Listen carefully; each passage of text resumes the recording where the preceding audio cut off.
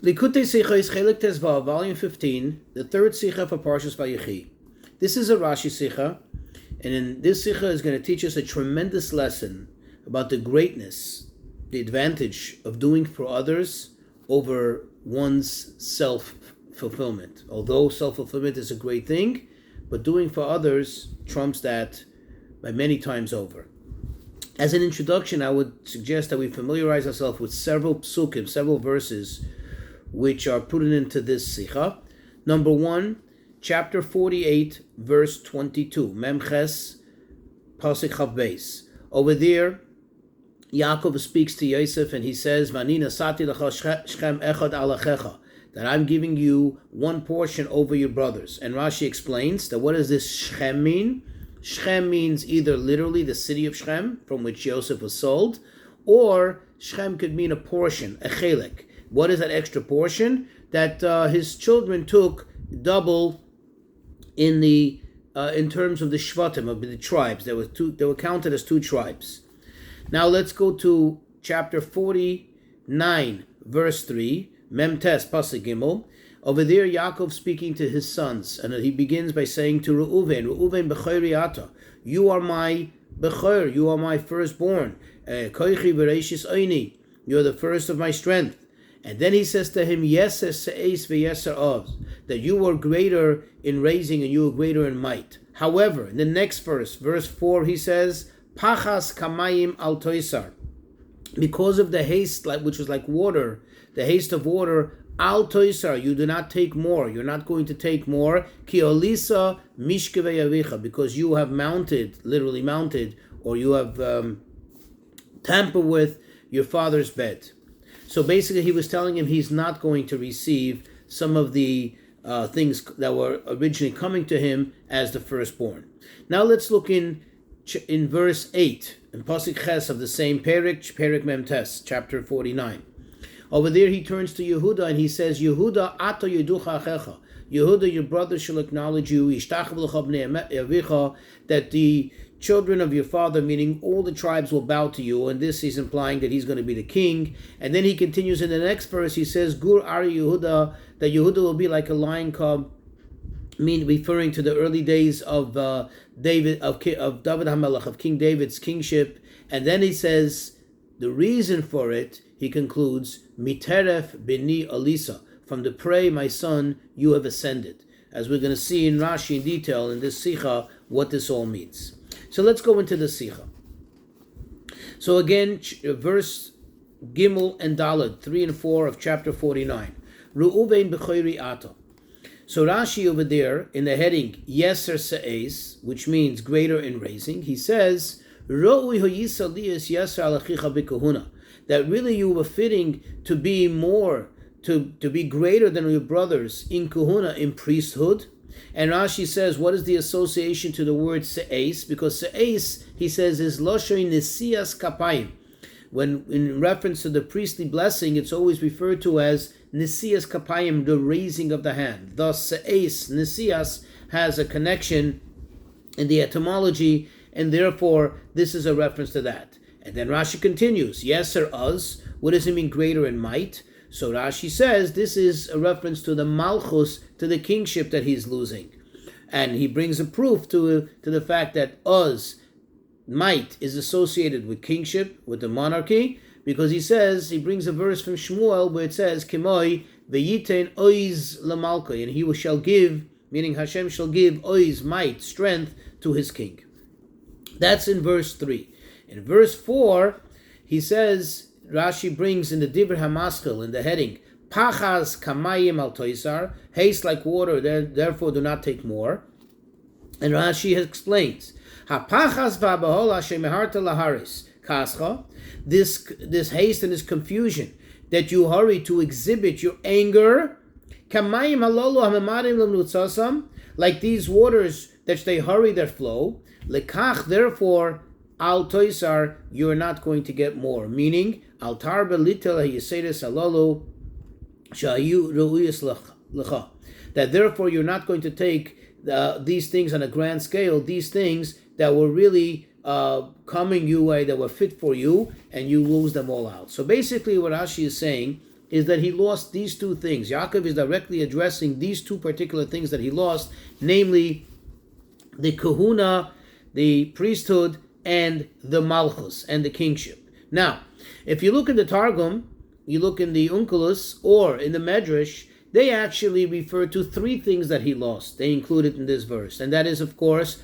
the Bechaira meaning the firstborn right, which we already mentioned in the introduction, where that special privilege of having two tribes out of one, that was diverted to Yosef.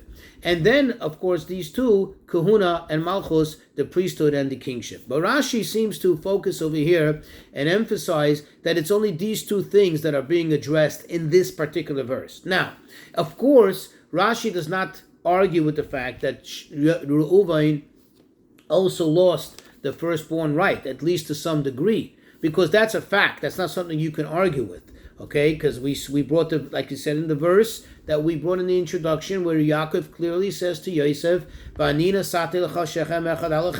I'm giving you a portion, one over your brothers, meaning I took it away from Reuven and I gave it to you. So the real question is, we need to understand what is really the difference in category between firstborn right and these two things, that these two things are being addressed here according to Rashi and Pshutei Shemikra, whereas the firstborn right, true that it was lost to Reuven, but it's not being addressed in this particular context, in this particular verse. So to understand this, says the Rebbe, we'll take a look at Yehuda in verse 9 in this very same chapter, and over there we'll take a closer look and analyze the words that Yaakov says to Yehuda in explaining to him why he is receiving this gift of kingship. Yehuda became the king, and over there Yaakov explains, he stipulates why Yehuda received it. What does he say to him? He says like this, that Gur Ari Yehuda Miterev Beni Elisa, that you are like a lion cub, Yehuda, which refers to the early days of David, and then he explains why. He stipulates, Miteref, from the prey, Beni Elisa, my son, you have ascended. Now the truth is, there's many ways to divide this. You can say Miteref Beni, from the prey of my son, Elisa, you ascended, you remove yourself. Or we can read it, Miteref, from the prey, Beni Elisa, my son, you have risen. Well, we'll see in Rashi how he addresses it. So Rashi brings all three words, he divides these three words in two separate Rashis, in two separate headings. On the word Miteref, which literally means from the prey, he says, this means, Mimashe chashadaticha betaref taref Yosef, chayira chalasu. What did, in that I suspected you, in the quote, taref Yosef, that Yosef has been torn as prey, has been taken as prey, and I suspected you that you were the one who killed him. The next Rashi, the next heading, as a separate heading, Beni Elisa. So you, my son, have risen, have ascended. Rashi says, number one, what does this mean? Salaktes atzmecha v'amarta mabet. So you're the one who removed yourself from it, from being directly involved, chas v'shalom, and hurting Yosef. And you expressed the words, Ma betza, what worth is it? What value is there in us killing him? Let's just sell him. So I know you saved his life. And then Rashi continues, number two, also this is a reference that you have risen yourself, you have ascended from allowing Tamar to be killed by you admitting and your guilt and saying, Tzadka mimeni, she is more righteous than me, or she is righteous mimeni, this is all from me. So the bottom line in these two Rashis is that Yaakov was praising Yehuda for two things, for saving Yosef's life, for saving Tamar's life. But the thing is, if you think about it, why is it that we have to throw in Tamar to the mix? In other words, why does Rashi have to also include this virtue that Yehuda saved Tamar's life into this mix here as being the reason why Yaakov is allotting him, Yaakov is gifting him this special gift of being the king? Why isn't it sufficient to just say Miteref Beni Elisa, that you have risen from the teref, from the prey of my son Yosef, and that's it? Why does it have to also be involving Tamar? To understand this, we'll take a closer look to better understand why is it that Yaakov gave the kingship to Yehuda specifically, and not to Reuven? In other words, why did he take it away from Reuven and give it to Yehuda? Why is Yehuda more deserving than Reuven? And if you think about it, we can ask the following questions. First of all, what really makes it so great of what Yehuda did? In other words, what really is the great virtue of the fact that Yehuda, quote unquote, saved Yosef? The fact is, Reuven is the one who saved his life. When they wanted to kill him, Reuven was the one who initiated and said, Lo nakenu nafesh, we're not going to kill him, we're not going to take his life. That's number one. So Reuven should get credit. Why is Yehuda getting credit? Reuven should get credit. Number two, the fact that you say, oh wow, Yehuda is so righteous, he's so virtuous, that he saved Tamar's life, he did tshuva, and he admitted his guilt, and thus saving Tamar's life.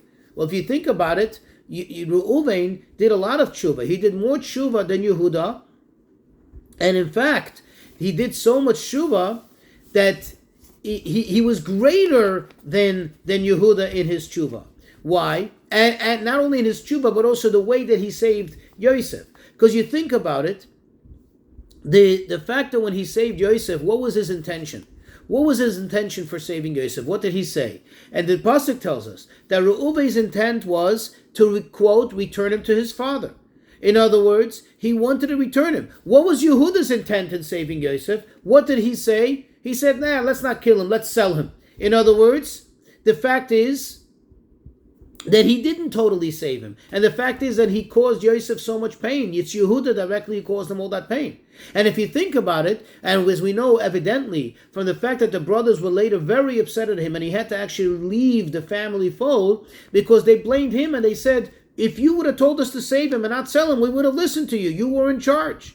That's number one. Number two, even the verse itself, the pasuk itself, seems to imply that the only reason Yehuda saved him was to make a couple of bucks. He said, hey, what value is there in just killing him? Let's sell him and at least we'll make some money out of this. However, Reuven did it clearly and absolutely in order to save Yosef.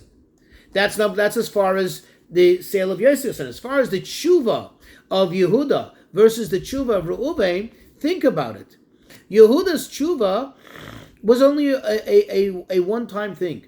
It's a one-time occurrence. He had to do one-time admission, and with that he saved his life. Yes, he did a tshuva, but it was a momentary thing. Whereas Reuven did a more intense tshuva. Reuven did so much tshuva, it lasted for years and years and years. In fact, we know that the reason why Reuven left the scene, and he wasn't present at the sale of Yosef, like Rashi tells us, is because Reuven was engaged in his quote, in his fast, and is wearing a sackcloth in doing tshuva.